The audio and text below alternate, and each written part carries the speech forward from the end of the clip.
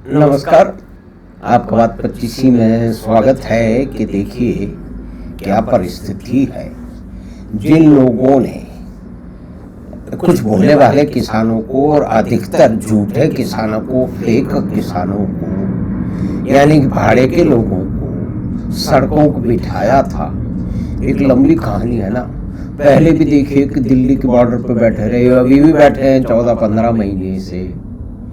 लेकिन पलटी क्या समय की पलटी देखिए कि जिन लोगों ने भोले भाले किसानों को बेवकूफ बन के यहाँ फंसाया, कहते हैं कि गरीब और जो मजबूर किस्म के लोग थे उनके घर के बच्चों को ये प्रलोभन दे के कि ये बूढ़ा जो है वो इसकी तो कुछ ही दिनों की उम्र बाकी है, घर में ये चले जाएंगे तो कुछ नहीं होगा, हमारे साथ भेज दीजिए, हम जो है वो दिल्ली पे चढ़ाई करने जा रहे हैं, वहाँ पे ये चले जाएंगे, ईश्वर को प्यारे हो जाएंगे तो हम मोदी जी से आपको इतने लाख रुपए दिलवा देंगे।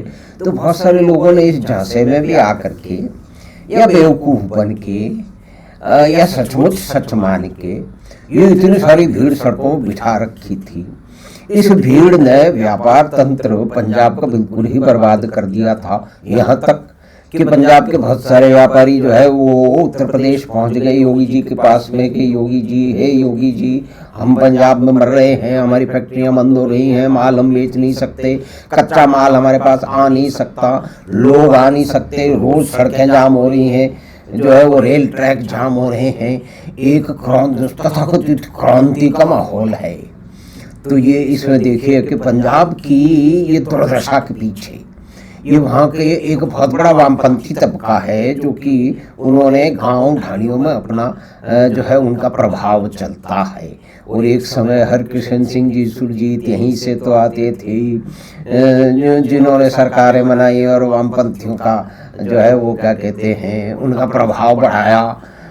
और बिल्कुल जो है वो सफ़ेद कपड़े रहते थे और उनके किसी परिवार में किसी बच्चे की शादी हुई तो कितना बड़ा रईसी ठाट बाट हुआ। तो ये जो डबल स्टैंडर्ड है कि खुद तो जो है विदेशों में जाके आराम करो, खुद किसी बहाने लेके विदेश भाग जाओ या मोटी मोटी तनख्वाहें पाओ, फायदे उठाओ, और गरीब लोगों को और जो है वो बेचारे सीधे साधे भोले लोगों को सड़कों पे बिठा दो, पुलिस की लाठियां खिलवा दो। तो आजकल साहब कहते हैं कि पंजाब की जो क्रांतिकारी जो सरकार है, भगवंत सिंह जी मान की सरकार है, जिनके बारे में कई बातों के लिए वो बड़े प्रसिद्ध हैं। अब उन बातों को हम यहाँ जो है वो उसकी चर्चा नहीं करेंगे, नहीं तो फिर माहौल बदल जाएगा। तो उन्होंने कहा कि मैं किसी से घबराता नहीं हूँ, मैं तुमको ठीक कर दूंगा।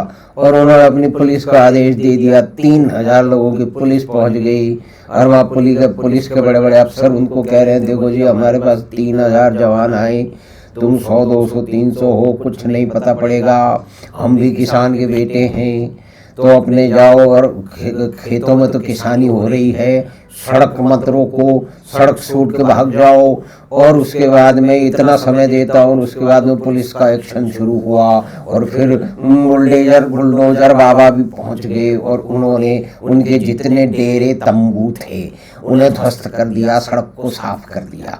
देखिए भारत देश ही ऐसा एक प्रजातांत्रिक देश है जिसमें विभिन्न कारणों से किन्हीं भी लोगों को सड़कों पर बैठने की, रेल के पटरियों पर बैठने की, आम आदमी का जीवन अवरुद्ध करने की परेशानी जो है ना उत्पन्न करने की उनको पूरी शिक्षा मिली हुई है, कोर्ट दीक्षा मिली हुई है और उनको समर्थन भी मिलता है। कोर्ट भी कह देती हैं कि भैया विरोध प्रदर्शन से कैसे रोक सकते हो, यानी कि ट्रैक्टर ट्रॉलियाँ आप सड़क पे ले नहीं जा सकते चला के, क्योंकि बड़ी धीमी गति से चलती हैं, उनका साइज और सब कुछ बड़ा होता है, उससे दुर्घटना हो सकती है। तो उसको आप ट्रक वरक को उठा के ले जा सकते हो, ऐसे नहीं चला सकते। कुछ सीमाबद्ध है कि आपका गांव पास है, खेत पास है, मरम्मत करने के लिए ले जा रहे हैं, खरीद के लाए हैं वगैरह वगैरह, तो उसमें कोई छूट है।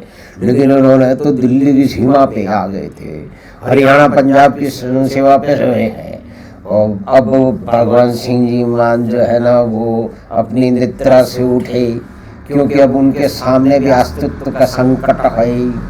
उनके जो पुराने गुरु घंटाल है वो किसानों को और ये जो भी कुछ है सड़कों पे बैठे हो उनको उन्हीं के विरुद्ध, क्योंकि वो तो कह रहे थे ना दिल्ली में जब तंबू लगे थे, बिजली मैं दूंगा, पानी मैं दूंगा, टॉयलेट मैं बनवाऊंगा, सारी सुविधाएं दूंगा, बस आप दिल्ली में जमे रहो। यानी कि दिल्ली में जम करके दिल्ली का सत्यानाश करने वाले जहां जहां इन लोगों के डेरे तंबू लगे थे, लोगों का जीवन, व्यापार, स्कूल, काम, आम जीवन, उसका सब इन्होंने नष्ट कर दिया था। और हमारे देश के मीडिया के बड़े बड़े अजीब अंजुम और बड़े बड़े जो है रविश कुमार, उन्होंने बड़ी वाहवाही लूटी किसान आंदोलन के। किसान है अन्नदाता है, निश्चय ही अन्नदाता, किसान अन्नदाता है तो कंप्यूटर बनाने वाला कंप्यूटर दाता है, शिक्षा देने वाला शिक्षा दाता है, सब्जी देने वाला भी सब्जी दाता है, फल देने वाला आम, तो सारे के सारे दाता भरे पड़े हैं। लेकिन वास्तव में पंजाब के किसानों की, वहाँ की धरती की, वहाँ के जल की, भूजल की और नौजवानों की क्या स्थिति है, उनको तो भगाया जा रहा है कनाडा, उसके अंदर कई तरह के प्रलोभन दिए जा रहे हैं। लोग 50 लाख रुपए देके, 1 करोड़ रुपए देके कनाडा भागने को तैयार है। भारत में काम करने में उनको जो है ना बड़ी मौत आती है और लोग उसका समर्थन कर रहे हैं। राजदीप जो खड़देसाई है ये कहता है कि ये देश में गरीबी है तो इसीलिए आदमी 50 लाख रुपए देके कनाडा जाने को, अमेरिका जाने को तैयार है। भाई वाह। तो कुल मिला के ऐसा हुआ है जी कि अगर मान लीजिए आज से 2 साल पहले ये एक्शन मोदी जी ले और जो है वो शाह जी ले लेते, तो मोटा भाई ले लेते तो क्या होता, पीथला ऊधम मचता। जब पिछली बार तथाकथित किसान यानी कि आड़ती आंदोलन जब चल रहा था, ये पी साईनाथ था, पी साईनाथ जो है ना बीवी गिरी कृष्णदार हैं, उन्होंने गरीबों पे, गांव के गरीबों पे बड़ा भारी अध्ययन, गहन अध्ययन करके कई पुस्तकें लिख मारी हैं और एक उनकी साइट है पी साईनाथ, उससे ढूंढ लीजिए। उसमें उन्होंने कहा है कि पंजाब के किसानों की जो है बीमारी के पीछे, उनकी बुरी हालत के पीछे, उनकी दुर्दशा के पीछे आड़तियों का हाथ है। यानी कि क्रेडिट बैंक से मिलती नहीं थी, अब तो किसान क्रेडिट कार्ड मोदी जी ने चालू कर दिया, मोदी जी ने बैंक अकाउंट भी खुलवा दिए। लेकिन इसकी चर्चा नहीं होगी। लेकिन चर्चा तो अभी इस बात की होनी चाहिए कि भगवंत मान साहब की पुलिस जो है ना दे लठ वहाँ से सारे के सारे जो ये फेक फार्मर्स हैं, यानी कि जो भाड़े के टट्टू हैं, भाड़े के हैं, उसमें से कुछ बेचारे जो है वो असली भी होंगे, जो भोले वाले होंगे, वो इनके चक्कर में आ जाते हैं। देखिए वामपंथियों इनके चक्कर में भोले वाले लोग अवश्य आ जाते हैं, तुरंत ही आ जाते हैं, क्योंकि वो बड़े वाचाल हैं। इस मामले में योजनाबद्ध तरीके से लोगों को घेर लेते हैं और फिर अपने काम के लिए उनका अच्छी तरह से इस्तेमाल करके निचोड़ के चूस के उनको एक तरफ फेंक देते हैं। तो साहब अब क्या हुआ है, जिन लोगों ने बिठाया था वही उनको लठ मार मार के उठा रहे हैं। ये कितना बड़ा परिवर्तन है। अगर मोदी जी के समय ये हो जाता तो सारी दुनिया के बड़े बड़े New York Times, Washington Post, Guardian, Al Jazeera, फजीरा, मजीरा, सारे मजीरे बजा रहे होते कि कितना अत्याचार हो रहा है मियाँ। वो क्या कहते हैं, वो बड़ी बड़ी जो है वो सेलिब्रिटी जो है वो सामने आ जाती, वो कहती कि भारत में ये अत्याचारी शासन चल रहा है, किसानों के साथ में ये हो रहा है, वो हो रहा है। लेकिन देखिए काल का चक्र पूरा घूम चुका है। इस बारे में मोदी जी की और शाह जी की बड़ी बुराई की जाती थी, उनकी भर्त्सना की जाती थी कि इनको सड़कों पे बदमाशों को नहीं बैठे रहना चाहिए, डंडे वंडे मार के भगा देना चाहिए। आप लेकिन देखिए उन्होंने अधिक दुनिया देखी है, राजनीति देखी है और शासन चलाया है, आपने और हमने तो चलाया नहीं है।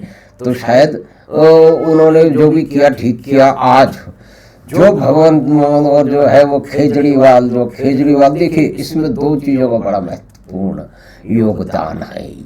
एक तो ये जो है ये क्या कहते पुराने राज परिवार के लोग जो है वो हरियाणा में हार गए।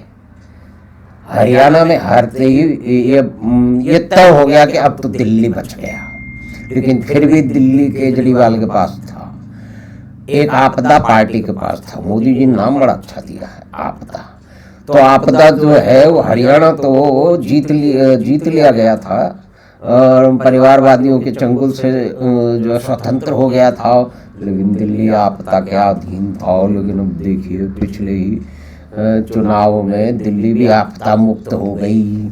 तो आपदा का जो मुख्य व्यक्ति है, आपदा चीफ, वो आपदा चीफ को सत्ता की बड़ी भूख है। दिल्ली में सत्ता नहीं है तो वहाँ पे अपने चेले को सत्ताच्युत करके या उसके बाम मरोड़ के उसको कंट्रोल करने के लिए चला गया। भाई उसका सेक्रेटरी है जो कि मारपीट करने में एक्सपर्ट है, उसे भेज दिया गया। लेकिन अब कुल मिला के उन दोनों की जो तनातनी है, और दिल्ली जिस तरह से आपदा से मुक्त हुई है उसी तरह के आपदा से हरियाणा पहले मुक्त हो लिया, तो अब सड़कें मुक्त हो रही हैं। तो ये जा रहा है, मान साहब कह रहे हैं कि मैं सड़कें नहीं रुकने दूंगा, मेरे व्यापार का नुकसान हो रहा हो। इतने समय से हो रहा था तब तो आपको दिक्कत नहीं। लेकिन देखिए यूँ मान लेते हैं कि देर आए सवेर आए, और जबकि इतने बड़े षड्यंत्र चल रहे हों तो कहीं न कहीं तो जिस आदमी को बड़ा जोकर माना जाता है और कमजोर माना जाता है, वो भी अंतिम लड़ाई लेने के लिए खड़ा हो जाता है, बोतल वोतल इधर उधर फेंक देता है। तो ऐसा ही हुआ है। यानी कि अब सड़कें की सफाई हो चुकी है, बुलडोजर चल रहे हैं। लेकिन अब इसमें रवीश कुमार क्या करेगा? रवीश कुमार अजीवन राजदीप सरदेसाई, जिसने बुरी जो है आदि झूठी फैलाने का, खबरों का ठेका ले रखा है इस हिंदुस्तान में। यानी कि दो तो ये हिंदी वाले, एक ही अंग्रेजी वाले और भी है। तो वो इस घटना पे कोई टिप्पणी करने बचेंगे। देखिए आप, इसमें कहीं न कहीं मोदी जी का षड्यंत्र ढूंढ लिया जाएगा। लेकिन देखिए अच्छा है कि जो भी भाड़े के लोग हैं, जिन्हें आम लोगों की जीवन सड़क पर रोकने का क्या मतलब है, ये बिल्कुल गलत तरीका है कोर्ट का भी। सड़कें रोकने की जो है ना वो लोगों को अनुमति दे देती है। और कितने दिनों की अनुमति भाई? सड़कों रोकने की तो 15 मिनट की अनुमति नहीं होनी चाहिए। लेकिन ये प्रजातांत्रिक देश में ये जो वामपंथी बैठे हुए हैं, ये न्याय व्यवस्था में पूरी तरह से घुसे हुए हैं। आप ढूंढ लीजिए जितने भी आपराधिक किस्म के और अर्बन नक्सल थे, पाकिस्तानी थे, जो है उन्होंने पाकिस्तान से मिलकर भारत में जो विस्फोट कराए, उनकी माफियों के एप्लीकेशन लिखने में, ड्राफ्टिंग करने में और उसको कागजों को घुमाने में सबसे अधिक श्रम जो है इन वामपंथियों और शहरी नक्सलों ने किया है। और कुछ मित्र कहते हैं कि तुमको तो पता ही नहीं, शहरी नक्सल कुछ होता ही नहीं है। तो चलो वो तो खुद मानने को कैसे तैयार है, क्योंकि उनमें से बहुत सारे लोग शहरी नक्सल होने के आसपास हैं। और हम बता देते हैं कि हम एक बिल्कुल ही कुछ गंभीर माओवादियों से जो दंड कारण्य में कई कर्म करके आए, अब वो स्वर्गीय हो चुके हैं, उनको भी हम जानते थे, हमारे मित्र आए हैं, तो उन्हें बहुत सारी बातें मालूम है। जो कि इन तथाकथित वुड बी अर्बन नक्सल को ये जो है ना मालूम नहीं है। गिरीश कर्नाड, स्वर्गीय गिरीश कर्नाड, हाय वदन के लेखक, तुगलक के लेखक, वो तो अपने गले में पट्टी बांध के बैठे थे कि आई एम अर्बन नक्सल। तो देखिए अर्बन नक्सलों और ये वामपंथियों और जो है ना कि आपदाओं ने मिल के ये भोले भाले किसानों को सड़कों पे बैठाया। अधिकतर उसके अंदर जो है भाड़े के लोग आ गए और एक उत्पात मचा करके देश में अव्यवस्था फैलाने की जो उनकी योजना थी वो अब ध्वस्त हो चुकी है। क्योंकि अब देखिए कि अब तो अपने पुराने कॉमेडियन जो है वो मूड में आ चुके हैं। बिल्कुल उन्होंने नशे वशे को त्याग दिया है, सत्ता के नशे को और दूसरे नशों को भी, और उनकी पुलिस लठ बजा रही है वहाँ पे। तो हमें आशा है कि ये बातचीत तो और ये खबर तो आपके पास आई, लेकिन हमने भी इसको दोहरा दी अपने हिसाब से। हमें आशा है कि बातचीत जो कि फेक फार्मर यानी कि झूठे मनगढ़ंत फार्मर यानी कि आड़ती आंदोलन और कुछ बेचारे भोले वाले किसानों को मूर्ख बना के जो प्रदर्शन और जो सड़कों पर रोक चल रही थी वो हट गई है। तो हमें आशा है कि बातचीत आपको पसंद आई होगी। तो आप चैनल बात 25 को सब्सक्राइब कीजिए, लिंक अपने मित्रों और परिवार के साथ साझा कीजिए। हम आपसे फिर मिलेंगे बात 25 की अगली बात पर। धन्यवाद, नमस्कार।